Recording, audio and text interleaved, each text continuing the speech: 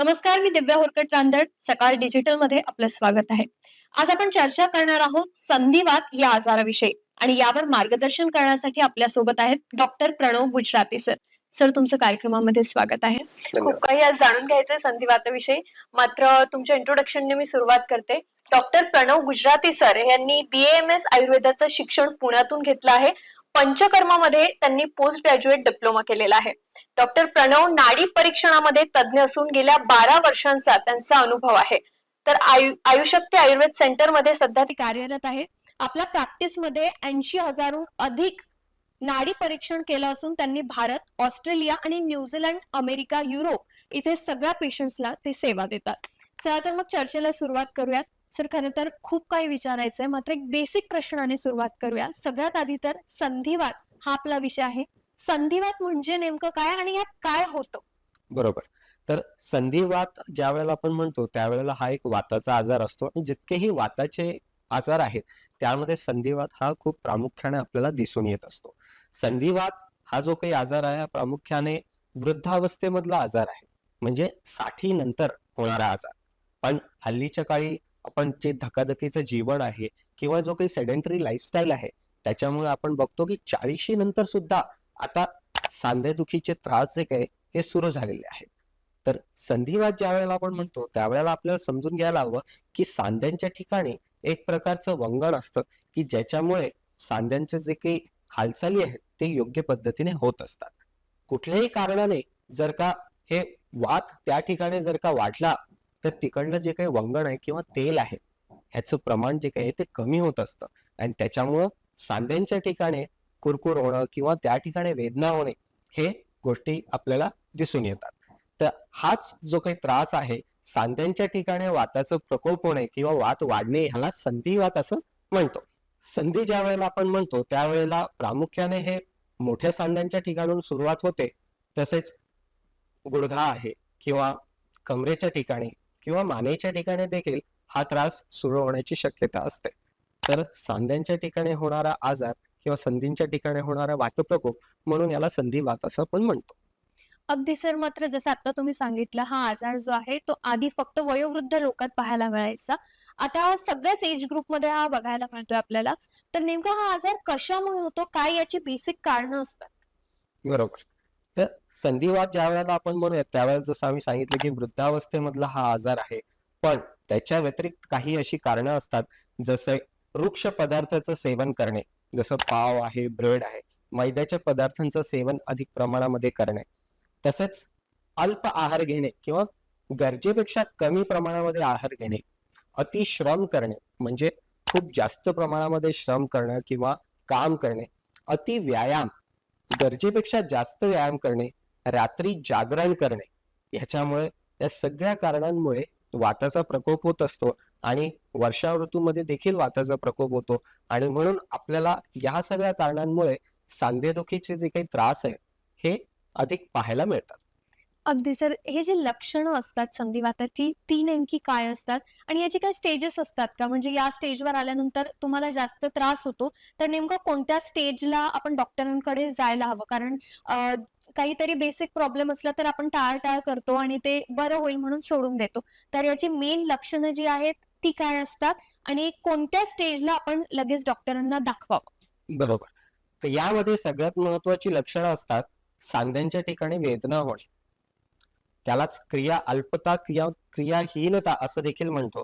तर ज्या वेळेला सांध्यांची हालचाल करताना तुम्हाला त्या ठिकाणी वेदना होतील किंवा सांध्यांचे हालचाली कष्टाने होतात किंवा त्या ठिकाणी स्टिफनेस असतो, त्यावेळेला तुम्ही नक्कीच वैद्यांना किंवा जवळच्या आयुर्वेदिक तज्ज्ञांकडनं तुम्ही त्याची शहानिशा करून घ्यायला हवी, त्यांना दाखवावं.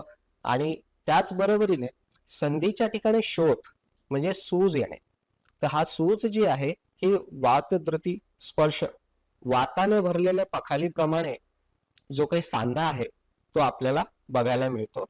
तर लक्षणांमध्ये बघितलं असता क्रिया अल्पता आणि क्रियाहीनता ही दोन लक्षणं असतात. तर त्यामध्ये सांध्यांच्या ठिकाणी हालचाली करताना वेदना होणे, तसेच सांध्यांच्या हालचाली हे कष्टाने होणे हे लक्षण आपल्याला बघायला मिळतं. सांधीच्या ठिकाणी जी काही शोथ किंवा सूज ही येत असते तर ही सूज जी काही आहे ते वाताने भरलेल्या पखालीप्रमाणे आपल्याला सांध्यांच्या ठिकाणी दिसून येते. सांध्यांच्या ठिकाणी कटकट आवाज येणे हे देखील एक लक्षण आपल्याला पाहायला मिळतो. आणि अशी लक्षणं ज्या वेळेला तुम्हाला दिसतील त्यावेळेला तुम्ही नक्कीच वैद्यांना सल्ला घ्यावा. अगदी सर. जसं मी सुरुवातीलाच सांगितलं, गेली 12 वर्ष तुम्ही प्रॅक्टिस करताय. तर तुम्ही बरेच रुग्ण आहेत जे तुमच्याकडे आले आणि त्यांना तुम्ही विदाऊट सर्जरी फक्त आयुर्वेदाने त्यांना एकदम बरं केलेलं आहे. त्यामुळे तुमचा जो अनुभव आहे, त्यात तुम्हाला बरेच असे पेशंट मिळाले असतील ज्यांचं तुम्हाला सगळं काही आठवतं. ही पूर्ण केस स्टडी तुम्हाला आठवण येत असेल, की खूप काहीतरी मेजर स्टेजला तो प्रॉब्लेम होता आणि आयुर्वेदाच्या माध्यमाने तो अगदी कमी झाला किंवा संपूर्ण संपलं आहे. तर असे काही पेशंट्स आहेत, त्यांचा अनुभव तुम्ही आमच्यासोबत शेअर करा. नक्कीच. तर आमच्याकडे आमच्या क्लिनिकमध्ये एक वृद्ध महिला आल्या होत्या. वयोवर्ष साधारण 62. त्यांना सांधेदुखीचा त्रास होता आणि त्यामध्ये देखील गुडघेदुखीचा प्रामुख्याने त्रास होता. आणि ते ज्या वेळेला आले होते त्यावेळेला त्यांचं एवढंच म्हणणं होतं, की मला काही करून 2 महिन्यामध्ये तुम्ही बरं करा. तर कारण विचारलं असता त्यांनी सांगितलं, की मला वैष्णोदेवीची टूरला जायचं आहे. तर आम्ही सगळ्यात पहिले तर त्यांची नाडी परीक्षण केलं. त्यानंतर पूर्ण केस हिस्ट्री घेतली. त्यावेळेला आमच्या लक्षात आलं, की यांना आम आणि वात असा दोघंही त्रास आहेत. त्याच्यामुळे त्याची चिकित्सा जी काही चालू करण्यात आली. त्यांना योग्य तो पथ्य जो काही ते सांगण्यात आलं. त्यांना औषधं देण्यात आली. त्याच बरोबरीने एक डिटॉक्स नावाची जी काही थेरपी आहे ती करण्यात आली. डिटॉक्स नावाची थेरपी केल्यानंतर साधारणपणे 20 दिवसामध्ये त्यांचं 5 ते 6 किलो वजन हे कमी झालं आणि सांधेदुखी जी काही आहे साधारणपणे 50 ते 60% कमी आली. त्याच्यानंतर पुढची जी काही चिकित्सा आहे त्याच्यामध्ये सांध्यांच्या ठिकाणी वंगण वाढावं, तसंच त्यांच्या ठिकाणी हालचाली व्यवस्थित व्हाव्या म्हणून चिकित्सा करण्यात आल्या. फॉर एक्झाम्पल बस्ती आहेत आणि बाकीची रसायन औषध आहेत. त्याच्याने पुढच्या 1 महिन्यामध्ये साधारणपणे 80% त्रास जो काही आहे त्यांचा कमी झाला आणि त्यांची जी काही यात्रा आहे ती सुखरूपपणे पूर्ण झाली. आत्ता सर तुम्ही जो अनुभव सांगितला ऍक्च्युली त्यावरून मला एक गोष्ट आठवते. जेव्हाही आपण वयोवृद्ध लोकांना भेटतो आणि त्यांच्या गुडघ्यात मेनली जेव्हा त्रास असतो, तेव्हा असं असतं की तुम्हाला गुडघ्यांचं ऑपरेशन करावं लागेल किंवा गुडघे चेंज करावे लागतील आणि त्यानंतर तुमचं आयुष्य हे आधीच सारखं नसतं. तर आयुर्वेदाच्या माध्यमाने विदाऊट सर्जरी किंवा गुडघे चेंज न करता, ऑपरेशन न करता आपण पूर्णपणे बरे होऊ शकतो का? आता याच्यामध्ये बरेचसे स्टेजेस असतात. इनिशियल स्टेजमध्ये नक्कीच आपण ऑपरेशन जे काही आहे टाळू शकतो. काही काही स्टेजेस असे असतात, अगदी शेवटच्या स्टेजला जर का एखादा व्यक्ती पोहोचला तर मग त्यांना गुडघे ट्रान्सप्लांट करणे हे गरजेचं असतं. पण सुरुवातीच्या स्टेजेसमध्ये नक्कीच आपण त्यांना पूर्णपणे त्यांच्या हालचाली व्यवस्थित होतील, त्यांचा योग्य पद्धतीने हालचाली करता याव्यात, तसेच रोजचं त्यांचं जे काही काम आहे ते व्यवस्थितरित्या त्यांना करता येईल अशा पद्धतीच्या त्यांना चिकित्सा देऊन त्यांना आपल्याला बरं करता येतं. ओके. सर यात काही प्रकार असतात का संधिवाताचे आणि कोणते कोणते प्रकार असतात हे थोडं डिटेलमध्ये जाणून घ्यायचंय. बरोबर. संधिवात म्हटलं असताना सगळ्यात महत्वाचं एक तर धातुक्षयजन्य प्रकार असतो. म्हणजे गुडघ्याच्या ठिकाणी जे काही पोषण हवं असतं ते न झाल्यामुळे त्या ठिकाणी धातुक्षय होतो किंवा तिथलं जे काही वंगण आहे ते कमी होत असतं. तर यालाच कारण म्हणजे अल्प आहार घेणे किंवा वाताला वाढवणारी जी काही वृक्ष पदार्थ आहेत किंवा शीत पदार्थ आहेत जसं कोल्ड्रिंक, आईस्क्रीम हे पदार्थ आहेत, तसंच वृद्धावस्था ही सगळी कारणं असतात ज्याच्यामुळे हा त्रास होत असतो. तसेच दुसरा एक प्रकार जो आहे तो म्हणजे मार्गावरोधजन्य. म्हणजे जे काही चॅनल्स असतात त्यामुळे कुठल्याही प्रकारचा अवरोध जर का निर्माण झाला, मग तो आमामुळे असो किंवा कफामुळे, आणि तिथे पोषण न पोचल्यामुळे त्या ठिकाणी सांध्यांची जी झीज आहे ती व्हायला सुरुवात होत असते आणि संधिवात हा प्रकार येतो. तर यामध्ये मुख्यतः अभिसंधी असा आहार घेणे, दह्यासारखे आहार जास्त प्रमाणात घेणे, तसेच दिवसा झोप घेणे याच्यामुळे देखील आम हा प्रकार जो आहे तो वाढत असतो आणि मार्गावरोध झाल्यामुळे संधींच्या ठिकाणी संधिवात हा प्रकार होत असतो. अगदी सर. त्यामुळे अनुवांशिकता एक हा मेजर मुद्दा यात येतो. जर अनुवांशिक असेल तर आपल्याला संधिवात होतो का? आणि जर अनुवांशिकताने संधिवात होत असेल तर तो टाळता येतो का? नक्कीच. संधिवात ज्या वेळेला आपण म्हणतो त्यामध्ये एक रुमेटॉइड आर्थराइटिस किंवा आमवात नावाचा जो काही प्रकार आहे तो हा अनुवंशिक असतो. तर याच्यामध्ये हा एक ऑटो इम्युन डिसीज आहे. ते म्हणजे आपल्या शरीराची जी काही रोगप्रतिकार शक्ती आहे ती आपल्या शरीराच्या विरोधातच काम करत असते आणि त्यामुळे हा अतिशय कष्टसाध्य असा हा आजार बनून जातो. त्यामुळे आमवात हा जो आजार आहे हा अनुवंशिक आहे. याच्यामध्ये देखील वेगवेगळी कारणं असतात. आम वाढवणारी कारणं तसेच वात वाढवणारी कारणं ही ज्या वेळेला अति प्रमाणामध्ये वाढली जातात त्यावेळेला वृश्चिक दंशवत वेदना म्हणजे विंचू चावल्याप्रमाणे वेदना हे सांध्यांच्या ठिकाणी होत असतात आणि ह्याची सुरुवात देखील मोठ्या सांध्यांपासूनच होत असते. आणि यामध्ये अजून एक लक्षण असं आहे की त्या ठिकाणी संचारी वेदना हे असतात. म्हणजे एका वेळेला उजवा गुडघा दुखतोय, मग काही दिवसांनी डावा, मग खांदा दुखायला लागला, मग डावा खांदा, मग उजवा खांदा, अशा प्रकारे संचारी वेदना या ठिकाणी होत असतात. आणि त्याच्यावरनं आपल्याला लक्षात येतो की हा आमवात नावाचा प्रकार आहे. आणि यामध्ये देखील पुढच्या पिढीला समजा जर का आपल्याला वाटत असेल की हा पुढच्या पिढीला जाऊ नये तर त्याच्यासाठी सुद्धा आपले शरीर शुद्धीची जी काही डिटॉक्स नावाची थेरपी आहे ही जर का आपण केली तर त्याच्याने बऱ्याच अंशी हे जे काही अनुवंशिकता आहे याच्यापासून आपल्याला वाचवता येतं. अगदी सर, आता जसं तुम्ही म्हणाले की डिटॉक्स नावाची जी थेरपी आहे, तसंच आयुर्वेदामध्ये पंचकर्म जे असतं, तर पंचकर्मामुळे आपण संधिवातावर काय उपाय करू शकतो आणि कशा प्रकारे पंचकर्माने संधिवात कमी होऊ शकतो? आणि तुमचा त्यात मोठा वाटा आहे. पंचकर्मात तुम्ही जास्त काम केलेलं आहे. त्यामुळे आम्हाला थोडं डिटेलमध्ये पंचकर्माचे फायदे संधिवातात कशा प्रकारे होऊ शकतात? नक्कीच. आपण जसं जाणून आहोत की वातामुळे वाढतोय तसंच वात प्लस आम ह्या देखील गोष्टी असतात. तर त्यामुळे पंचकर्म म्हणजे असा प्रकार आहे की ज्या वेळेला शरीरामध्ये दोषांचं प्रामुख्य असतं किंवा खूप दोष वाढलेले असतात त्यावेळेला शरीरातून ते दोष बाहेर काढण्यासाठी म्हणून आपण पंचकर्म नावाचा जो काही उपक्रम आहे तो करत असतो. आता त्यामध्ये देखील 5 उपक्रम आहेत. त्यामध्ये वमन आहे, विरेचन आहे, बस्ती आहे, नस्य आहे किंवा रक्तमोक्ष. तर ज्या वेळेला कफाचं प्राधान्य असतं त्यावेळेला वमन केलं जातं, पित्ताचं प्राधान्य असतं त्यावेळेला विरेचन आणि वाताचं असतं त्यावेळेला बस्ती. तर ह्यामध्ये आपण जे काही पंचकर्म आहेत त्यालाच आम्ही डिटॉक्स असं म्हणून त्यामध्ये उपचार केले जातात. त्यावेळेला ज्या वेळेला आपल्याकडे रुग्ण येतो आणि आपण बघतो की त्यामध्ये दोषांचं खूप जास्त प्रमाण वाढलेलं आहे त्यावेळेला सगळ्यात आधी त्यांचं आमपाचन हे केलं जातं. म्हणजेच मेटाबॉलिक टॉक्सिन्स जे काही शरीरामध्ये वाढलेले असतात त्यांचं पाचन करून त्यांना कोठ्यामध्ये आणतो आणि त्या कोठ्यामधनं त्यांना बाहेर फ्लश करणं ही संपूर्ण डिटॉक्सची संकल्पना आहे. ती एक 3R नावाचा जो काही आमचा फॉर्म्युला आहे त्या साह्याने आम्ही करत असतो. त्याच्यामध्येच रिमूव्ह, रिस्टोर आणि रिन्यू असे 3 प्रकार आहेत. तर पंचकर्म किंवा डिटॉक्स हा जो काही प्रकार आहे त्याच्यामध्ये रिमूव्ह हा जो काही प्रकार आहे तो करत असतो. त्याच्यामध्येच पथ्याचा खूप मोठा वाटा असतो. त्यामध्ये नॉनव्हेज किंवा मांसाहार हा जो काही प्रकार आहे तो आम्ही संपूर्णपणे बंद करायला सांगतो.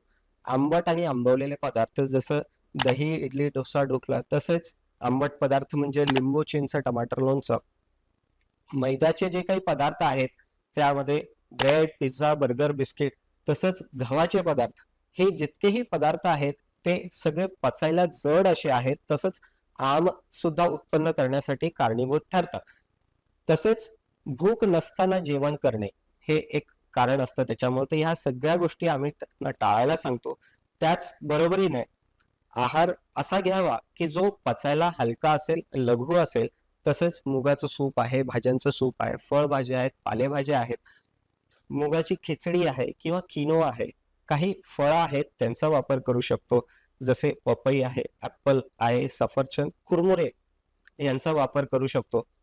याच्यामुळे जो काही आहार आपण घेतो तो पचायला हलका असतो आणि त्याच्यामुळे शरीराला जे काही पोषण हवं असतं ते योग्यरित्या मिळत असतं. आणि त्याच्यानंतर डिटॉक्सची थेरपी केली जाते आणि शरीरामधनं दोष जे काही आहेत ते बाहेर काढले जातात आणि त्याच्यामध्ये पंचकर्माचा हा उपयोग योग्यरित्या करता येतो. अगदी सर. आयुशक्तीमध्ये जी चिकित्सा होते, त्याची एक स्पेसिफिक पद्धत जी आहे, ती पण आम्हाला जाणून घ्यायची आहे. आणि पंचकर्म हे जे आहे त्या व्यतिरिक्त अजून कोणत्या पद्धतीने तुम्ही संधिवातावर चिकित्सा करतात? का पेशंट्स आवश्यकतेचे एवढे सॅटिस्फाईड आहेत आणि एकदम त्यांना बरं वाटायला लागतं, त्याची जी मेन कारणं आहेत? बरोबर. जसं मी आधी सांगितलं, 3R फॉर्म्युला नावाचा प्रयोग आम्ही करत असतो, ज्यामध्ये पहिला आर म्हणजे रिमूव्ह, जे पंचकर्म किंवा डिटॉक्सची जी काही आपण माहिती घेतली, त्याच्यामध्ये त्याचा सहभाग आहे. तर सगळ्यात पहिले तर दोषांना शरीरातनं बाहेर काढणे. तसंच दुसरा आहे प्रकार, त्याच्यामध्ये रिस्टोर असतं. म्हणजे दोष एकदा बाहेर निघून गेले, की शरीराला पूर्वस्थितीमध्ये आणणं हे केलं जातं. त्यामध्ये काही औषधं आहेत. पेनमुक्ती एमजी आहे, संधिकॅल या प्रकारची औषधं वापरली जातात. तसंच बस्ती नावाचा जो काही उपक्रम असतो, तो केला जातो. यामध्ये डीप रूटेड जे काही टॉक्सिन्स असतात किंवा वातदोष जो काही आतमध्ये दडलेला असतो, त्याला बाहेर काढण्यासाठी म्हणून नीरो बस्ती, तसेच नरिशमेंट करण्यासाठी म्हणजे सांध्यांच्या ठिकाणी पोषण करण्यासाठी म्हणून अनुवासन बस्ती नावाचा हा प्रकार जो काही तो केला जातो. तसंच त्याच्यानंतर तिसरा जो काही आर आहे तो आहे रिन्यू, म्हणजे जी काही सांध्यांच्या ठिकाणी झीज झाली आहे ती भरून काढण्यासाठी म्हणून आपण काही उपक्रम केले जातो. त्यामध्ये मात्रा बस्ती नावाचा जो काही प्रकार असतो हा करत असतो. तसंच रसायन नावाचा जो काही उपक्रम आहे तो देखील केला जातो. ह्यामध्ये औषधांची मात्रा वाढवली जाते आणि नंतर मग पुन्हा कमी केली जाते. याच्याने जे काही दोष आतमध्ये दडलेले असतात तेही निघतात आणि सांध्यांची जी काही झीज झालेली असते ती देखील भरून निघते. अगदी सर. तर संधिवातावर ज्या औषधी असतात, त्या नेमक्या कशा प्रकारच्या असतात आणि काय असतात ते थोडं विस्तृतपणे आम्हाला सांगा? बरोबर. आपल्याकडे पेनमुक्ती एमजे नावाचं जो काही औषध आहे ते अँटी इन्फ्लेमेटरी म्हणून काम करतं. आयुर्वेदिकच औषध आहे. याच्यामध्ये देखील रिसर्च केलेला आहे आणि या रिसर्चमध्ये खूप उत्तमरित्या याच्याने वेदना जे काही आहे त्याचं शमन होताना आपल्याला दिसतं. तसंच दुसरं औषध आहे संधिकॅल. यामध्ये जे काही पोषण सांध्यांना हवं असतं ते योग्यरित्या पोहोचवलं जातं. संधियोग नावाचं एक औषध आहे, तेही वातशमन करण्यासाठी उपयोगाला येतं. महावात नाशक नावाचं एक औषध आहे, जे ज्यावेळेला सांध्यांच्या ठिकाणी तीव्र वेदना असतात त्यावेळेला हा औषधाचा वापर केला जातो. तसंच इझी मूव्ह नावाचं एक औषध आहे, ज्याने जी काही सांध्यांच्या ठिकाणी जी काही झीज आहे किंवा जे हालचालीमध्ये जे काही कष्ट होतात ते सहजरित्या हालचाली व्हाव्यात या उद्देशाने ते औषध दिलं जातं. तसंच लोकल ॲप्लिकेशनसाठी काही क्रीम असतात, पेनमुक्ती क्रीम किंवा फ्रीडम बाम यांचा वापर केला जातो. सर, यावर काही घरगुती उपाय असतात का? घरी आपण काही करू शकतो का? आणि एकदम अचानकच व्हायला लागलाय पेन, तर आपण एकदम डॉक्टरांपर्यंत पोहोचू शकत नाही. त्या अवस्थेत नेमकं काय करायचं? तर घरगुती उपायमध्ये सगळ्यात पहिले तर सुंठ अर्धा चमचा, काळी मिरी पाव चमचे, हळद 1 चमचा, मेथी 1 चमचा, धणे 1 चमचा, या सगळ्यांचा चूर्ण करून तुम्ही 1 ग्लास गरम पाण्यामध्ये दिवसातनं 2दा जर का घेतलं तर याच्याने वाताचा जो काही त्रास आहे तो बऱ्यापैकी कमी होत असतो. दुसरा घरगुती उपाय आहे, त्यामध्ये एरंड्याचं तेल, त्याला कॅस्टर ऑइल असं आपण म्हणतो, ते 1 चमचा रात्री झोपताना गरम पाण्याबरोबर जर का घेतलं तर त्याच्याने वाताचा जो काही त्रास आहे तो बऱ्यापैकी कमी होतो. तसंच लोकल ॲप्लिकेशनसाठी सांधा जर का दुखत असेल तर काय करावं, तर त्याच्यासाठी एक पिंडस्वेद आपण करत असतो, ज्यामध्ये सुंठ पावडर आणि ओवायची पावडर समप्रमाणामध्ये घेऊन एका कॉटनच्या कपड्यामध्ये बांधून त्याची पोटली बनवणे आणि गरम तव्यावर ठेवून त्याचा शेक करणे. जो कुठला सांधा दुखत असेल त्या ठिकाणी जर का शेक केला तर त्याच्याने उत्तमरित्या उपशम मिळतं आणि वेदना तसेच सूज त्या ठिकाणची ही कमी होते. अगदी सर. तुम्ही आत्ता म्हणालात, की पंचकर्म जेव्हा तुम्ही करायला सांगता, तेव्हा तुम्ही मांसाहार सोडायला लावता. जनरली डॉक्टर्स म्हणतात, कॅल्शियम जेव्हा वाढवायचं असतं किंवा हाडं मजबूत करायची असतात, तेव्हा मांसाहार करायला हवा.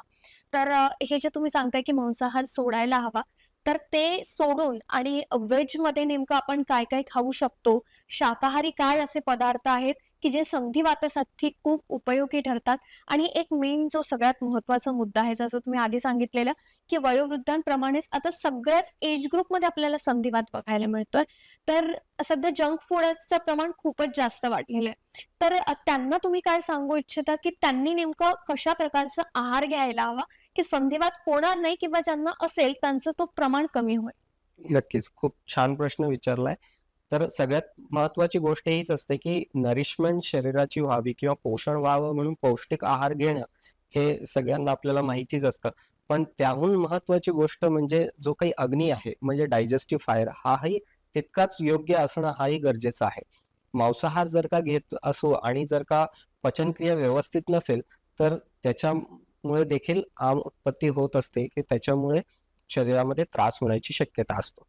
तर ज्या वेळेला आम्ही सांगतो की मांसाहार घेऊ नका, याचा अर्थ असा आहे की तो कालावधी जो काही असतो, ज्या वेळेला अग्नी मंद आहे किंवा आपल्याला ज्यावेळेला डिटॉक्सची ट्रीटमेंट करायची आहे, त्यावेळेला त्या वेळेपुरतं मांसाहार जो काही आहे तो आम्ही बंद करायला सांगतो. आणि एकदा का थेरपी झाली, एकदा काही अग्नी किंवा डायजेस्टिव्ह फायर हा तुमचा व्यवस्थित झाला, की त्याच्यानंतर तुम्ही ते घ्यायला हरकत नाही.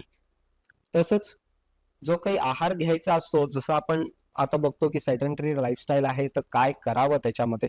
तर हलके जे काही पचायला पदार्थ आहेत, फॉर एक्झाम्पल मुगाची खिचडी आहे किंवा भाकरी आहे, ज्वारी, बाजरी, नाचणी यांचा वापर करू शकतो.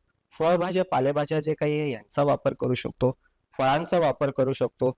या सगळ्या गोष्टींनी सगळ्या पचायला हलक्या असतात. तसेच त्याच्यामुळे शरीरासाठी आवश्यक जे काही पोषण आहे ते देखील मिळत असतं. जंक फूड्स आणि या सगळ्या गोष्टी जे काही आहेत याच्याने सुरुवातीला आता यंग एज असल्यामुळे त्रास जाणवत नाही बऱ्याचशा लोकांना, पण नंतर हळूहळू त्याचा देखील त्रास व्हायला सुरुवात होते. म्हणून सगळ्या लोकांनी कधीतरी जर का खाल्लं तर लगेच काही कोणाला त्रास होत नाही, पण नंतर ती हॅबिट व्हायला लागते, सवय व्हायला लागते आणि म्हणून त्याचा त्रास होत असतो. तर योग्य पद्धतीने जो काही आहार आहे, लघु असो, उष्ण म्हणजे गरम जो काही आहे, ताजं केलेलं असेल ते असं आहार घ्यावं, शिळं अन्न घेऊ नये. याकडे लक्ष दिलं पाहिजे. थंड पदार्थ जास्त पदार्थ प्रमाणामध्ये घेऊ नये, याकडे देखील लक्ष द्यायला हवं. अगदी सर, थँक यू सो मच. ही खूपच महत्त्वाची ॲडवाईस होती आमच्या प्रेक्षकांकडून पण. त्यासाठी तुम्हाला धन्यवाद. एक अजून मला महत्त्वाचा असा प्रश्न विचारायचा आहे. गेली 12 वर्ष तुम्ही प्रॅक्टिस करताय. खूप अविस्मरणीय असे पेशंट्स असतील तुमच्या अनुभवात. तर असा एखादा पेशंट किंवा अशी एखादी केस जिथे तुम्हाला असं वाटलं, की हे बरं होणं शक्य नाहीये. हे खूप हार्ड आहे. पण आयुर्वेदाच्या माध्यमाने आणि तुमच्या अनुभवात ते शक्य झालं आहे. अशी एखादी केस, असा तुमचा एखादा अनुभव आमच्यासोबत शेअर करा. नक्की. तर आमच्याकडे एक क्लायंट आले होते स्पेनवरून. तर त्यांना त्रास होता सायटिकाचा. त्यांना साधारण 5 ते 6 वर्ष सायटिकाचा त्रास होता. त्यामध्ये त्यांना चालल्यानंतर एक 5 मिनिटं चालल्यानंतर पायातनं कळ निघायची. त्यांनी बरेचसे डॉक्टरांकडे जाऊन त्यांचा सल्ला घेतला, ट्रीटमेंट घेतली, तरी त्यांना अपेक्षित असा गुण येत नव्हता. त्यावेळेला अ, आमच्या एका जुन्या पेशंटनी त्यांना रेफरन्स दिला आणि ते स्पेनवरून खास मुंबईला आले ट्रीटमेंटसाठी. तर ट्रीटमेंटमध्ये आम्ही तेच नाडी परीक्षण केलं आणि त्याच्यानंतर केस हिस्ट्री घेतल्यानंतर आमच्या लक्षात आलं की त्याच्या ठिकाणी आमही आहे आणि त्याच जोडीने रक्त देखील दूषित झालेलं आहे. तर त्यांना डिटॉक्स नावाची थेरपी जी काही आहे ती ॲडवाईस केली गेली. तर डिटॉक्स थेरपीच्या 20 दिवसाच्या कालावधीनंतर साधारणपणे 50% त्यांना गुण आला. त्याच्यानंतर तरी देखील त्यांना तितकं सॅटिस्फॅक्शन मिळालं नाही. मग आम्ही आयुर्वेदामध्ये जी काही एक संकल्पना आहे त्याच्यामध्ये रक्तमोक्षण केलं जातं. ते लीच थेरपी. तर त्या लीच थेरपीचा ज्यावेळेला आम्ही प्रयोग केला, त्यावेळेला त्यांना 90 ते 95% फरक पडला आणि नंतर हळू ते पूर्णपणे बरे झाले. तर अशा पद्धतीने आयुर्वेदामध्ये वेगवेगळ्या प्रकारच्या थेरपीज असतात, ज्यामध्ये फक्त डिटॉक्सच नसून अजून अशा लहान-सहान बऱ्याचशा थेरपीज असतात, ज्याचा उपयोग करून आम्ही पेशंटला किंवा रुग्णांना हा रिझल्ट देत असतो. मग त्यामध्येच रक्तमोक्षण म्हणजे लीच थेरपी सारखी ट्रीटमेंट आहे आणि ती इतकी महत्त्वाची आहे, ती फक्त अशुद्ध रक्त जे काही शरीरामध्ये असतं तेच फक्त ओढत असते. एवढं त्या जळूला ज्ञान असतं आणि तिथला दोष ज्यावेळेला निघून जातो, त्यावेळेला तिथल्या जे काही वेदना आहेत त्या देखील कमी होतात. तसंच याच्याच जोडीला काही अजून ट्रीटमेंट असतात. अग्निकर्म नावाची थेरपी असते, की ज्यामध्ये ज्या ठिकाणी वेदना अधिक प्रमाणात असतात आणि त्यावेळेला आपल्याला त्वरित आराम हवा असतो, त्यावेळेला अग्निकर्म नावाची जी काही थेरपी आहे ती केल्याने त्वरित त्यांना उपशम मिळत असतो. अगदी सर, खरंच तर आता जसं तुम्ही सांगितलं, की कोणाला गुण आला, की ते मग रेफरन्स देतात. अजून 5 लोकांना, 10 लोकांना सांगतात. सगळ्यांना शक्य नाहीये मुंबईला येणं, तर आयुष्यक्तीचे वेगवेगळ्या ठिकाणी सेंटर्स आहेत. ते नेमके कुठे-कुठे आहे आणि कुठे-कुठे पेशंट्स भेट देऊ शकतात आयुष्यक्तीला? नक्कीच.